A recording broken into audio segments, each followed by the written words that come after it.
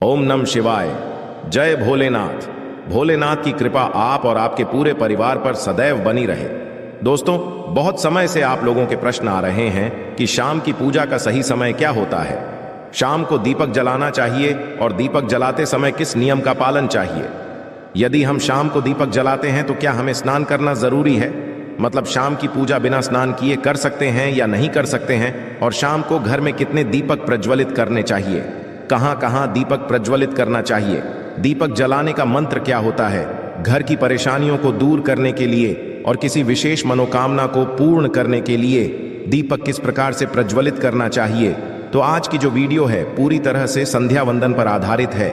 शाम के समय जो आप संध्या वंदन करते हैं, पूजा आराधना करते हैं, दीप प्रज्वलित करते हैं, वो किस प्रकार से आपको करना है, किस नियम का पालन करना है। मतलब आज की वीडियो पूरी तरह से आपके प्रश्नों पर आधारित हैं, जिनका उत्तर मैं आपको शास्त्रों के अनुसार देने का पूरा प्रयास करूंगा।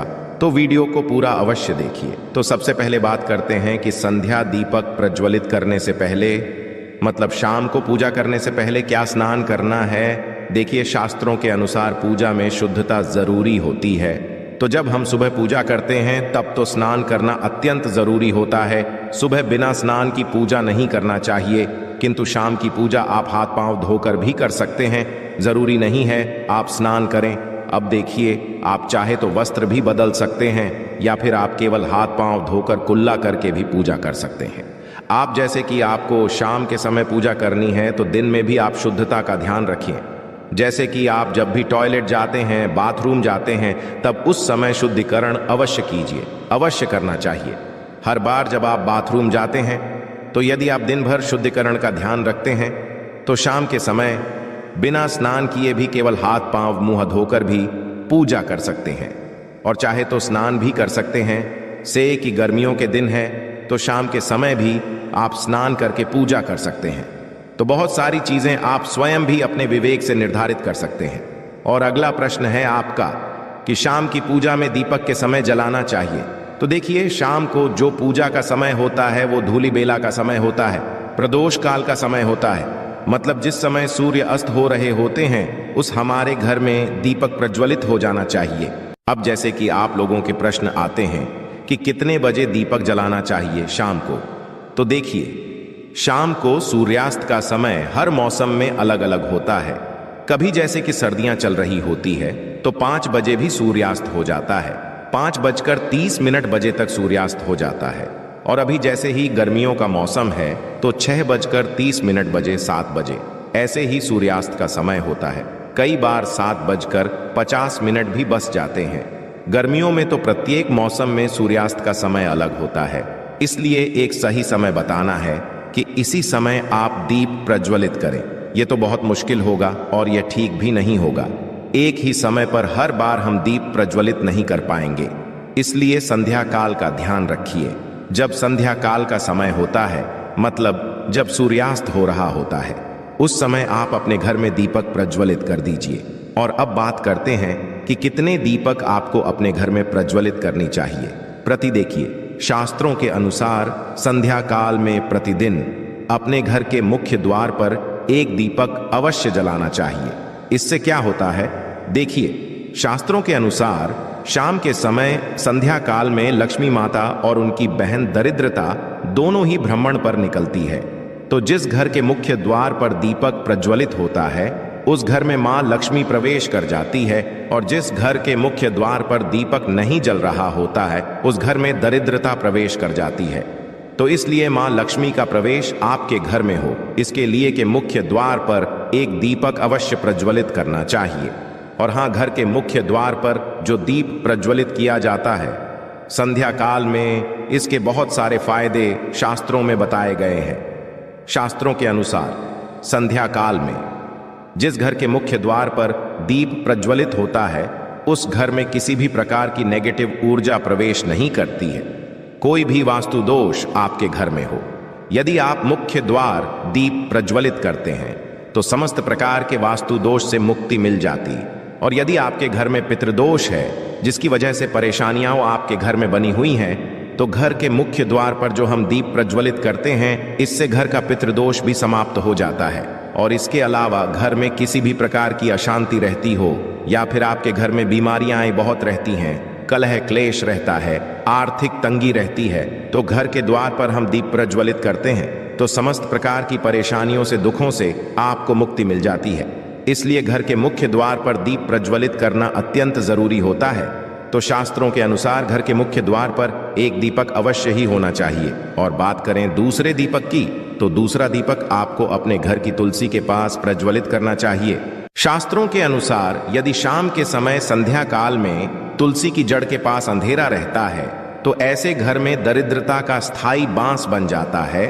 और जिन घरों में के समय तुलसी के पास दीप प्रज्वलित किया जाता है, ऐसे घर में स्थिर लक्ष्मी का वास होता है। श्री हरि विष्णु सहित महालक्ष्मी ऐसे घरों में वास करती है। तो प्रयास करना चाहिए कि शाम के समय तुलसी के पास एक दीपक अवश्य प्रज्वलित करें। बात करें अगले दीपक की, तो शाम के समय अपने घर के ईशान कोर में, मतलब जहां पर भी आपने अपने घर का मंदिर बनाया हुआ है, उस स्थान पर घर के मंदिर में एक दीपक अवश्य प्रज्वलित कीजिए। तो 3 तक आपको प्रतिदिन अवश्य प्रज्वलित करने चाहिए। और यदि आप तीनों दीपक प्रतिदिन प्रज्वलित करते हैं तो विश्वास रखिए आपके घर की बहुत सारी परेशानियां स्वतः ही समाप्त हो जाती है। और अब बात करते हैं अगले प्रश्न के बारे में, जो आप लोगों के हमेशा प्रश्न आते हैं कि दीपक किस चीज से प्रज्वलित करना चाहिए, सरसों का तेल डाल सकते हैं या नहीं, या फिर तेल का प्रयोग करना चाहिए, या फिर शुद्ध घी का, गाय के घी का, किस चीज से हम दीपक प्रज्वलित करें। तो देखिए, शास्त्रों के अनुसार सरसों के तेल का दीपक हर जगह प्रज्वलित नहीं करना चाहिए। सरसों का तेल कड़वा तेल कहा जाता है। इस तेल को हम प्रज्वलित करते हैं शनिदेव के लिए, शनिदेव के निमित्त। यदि आप दीप दान करते हैं शनिवार के दिन तो आपको सरसों तेल का दीपक प्रज्वलित करना चाहिए। और आप चाहे तो जैसे कि पीपल का पेड़ होता है वहां पर भी सरसों के तेल का दीप प्रज्वलित कर सकते हैं, या फिर भैरव देवता होते हैं उनके लिए भी सरसों तेल का दीपक प्रज्वलित किया जाता है। इसके कहीं पर भी सरसों तेल का दीप प्रज्वलित करने की बात शास्त्रों में नहीं कही गई है। शास्त्रों के अनुसार घर में ज्योति प्रज्वलित किया जाता है या किसी भी देवता के निमित्त जो हम दीप प्रज्वलित करते हैं उसमें गाय का घी डालकर ही प्रज्वलित करना चाहिए। अब देखिए, ऐसे समय में जबकि गाय का शुद्ध घी नहीं मिल पाता है तब हमें क्या करना चाहिए। तब आपको गाय के घी के नाम पर जो भी घी मिल जाता है या फिर शुद्ध घी मिल जाता है उसका प्रयोग कर सकते हैं, या आप चाहे तो तिल के तेल का दीप प्रज्वलित कर सकते हैं। तो प्रतिदिन जो आप दीपक प्रज्वलित करते हैं अपने घर में, चाहे आप घर के मुख्य द्वार पर प्रज्वलित करें या फिर तुलसी के पास प्रज्वलित करते हैं या फिर घर के ईशान कोण में प्रज्वलित करते हैं, सभी दीपक आप तिल या शुद्ध घी से प्रज्वलित करें।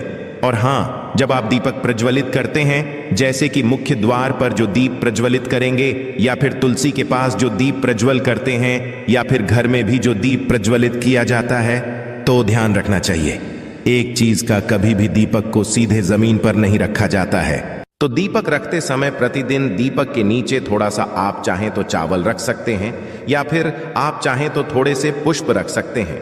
और हाँ, यदि आप दीपक के नीचे चावल रखते हैं तो इस बात का आपको ध्यान रखना है कि अखंडित चावल होनी चाहिए, क्योंकि ऐसा माना जाता है कि यदि टूटे हुए चावलों का प्रयोग हम पूजा में करते हैं किसी भी प्रकार से, चाहे दीपक के नीचे रख कर करते हैं या फिर अक्षत के स्वरूप में करते हैं, तो इससे घर में दरिद्रता आती है।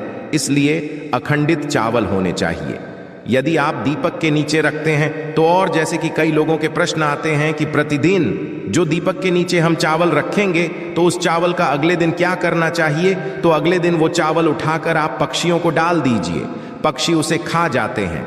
और घर में जो आप ईशान कोण में दीप प्रज्वलित करते हैं, मतलब घर के मंदिर में जो दीपक प्रज्वलित किया जाता है, उस दीपक को आप किसी पात्र में भी रख सकते हैं। जैसे कि एक छोटी सी प्लेट ले लीजिए, उसी प्लेट में दीपक रख दीजिए और उस दीपक को हम प्रज्वलित करते हैं।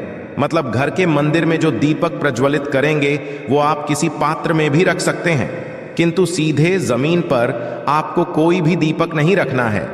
इस बात का ध्यान रखिए। और आपका अगला प्रश्न है कि शाम की पूजा करते समय किस मंत्र का जप करना चाहिए। दीप प्रज्वलित करते समय दीप जलाने का मंत्र क्या होता है। तो देखिए, दीप जलाने का मंत्र मैं आपको बता देता हूं। आप यदि जप सकते हैं तो अवश्य जपिए, किंतु यदि आप ये मंत्र नहीं भी जा पाते हैं, तब भी शाम के समय जब आप दीपक प्रज्वलित करते हैं, उस समय आप किसी भी मंत्र का जप कर सकते हैं। जैसे कि आप चाहे तो माता रानी के किसी मंत्र का जाप कर सकते हैं। आपके कोई इष्ट देवता हो तो उनके मंत्रों का भी जप कर सकते हैं। दुर्गा चालीसा का, हनुमान चालीसा का पाठ करते हुए भी आप दीप प्रज्वलित कर सकते हैं। मतलब देखिए, जरूरी नहीं है कि आप दीपक जलाने वाला मंत्र ही पढ़ेंगे। किसी भी मंत्र को पढ़कर आप दीप प्रज्वलित कर सकते हैं, संध्या वंदन कर सकते हैं। क्योंकि देखिए, शास्त्रों में कहा गया है कि मौन रहकर कभी भी पूजा नहीं करनी चाहिए। जो भी कर्म होते हैं वो मंत्रोच्चारण के साथ ही संपूर्ण किए जाते हैं, इसलिए मंत्रोच्चारण जरूरी है। कोई भी मंत्र जपते हुए आप पूजा कर सकते हैं, संध्या वंदन कर सकते हैं, किंतु दीपक जलाने का जो शास्त्रों के अनुसार मंत्र है वो मैं आपको बता देता हूं, ध्यान से सुनिए। मंत्र है शुभम करोति कल्याण, आरोग्य धन संपदा, शत्रु बुद्धि विनाशाय, अब दीपिका या नमो स्तुति दीपो ज्योति परम ब्रह्मा दीपो, ज्योति जनार्दन आदि को हरतु में पापन संध्या नमोस्तुते। इस मंत्र दीपक प्रज्वलित करते समय करने से कहा जाता है कि सभी प्रकार के पापों से मुक्ति मिल जाती है और दीप देवता जो होते हैं वो हमारे जीवन में प्रकाश करते हैं। तो बहुत आसान है। यह मंत्र यदि आप लोग नियमित पढ़ेंगे तो निश्चित ही आपको याद हो जाएगा और दीपक प्रज्वलित करते समय आप बिना देखे भी पढ़ पाएंगे। और अभी आप चाहें तो इसे किसी कागज पर लिखकर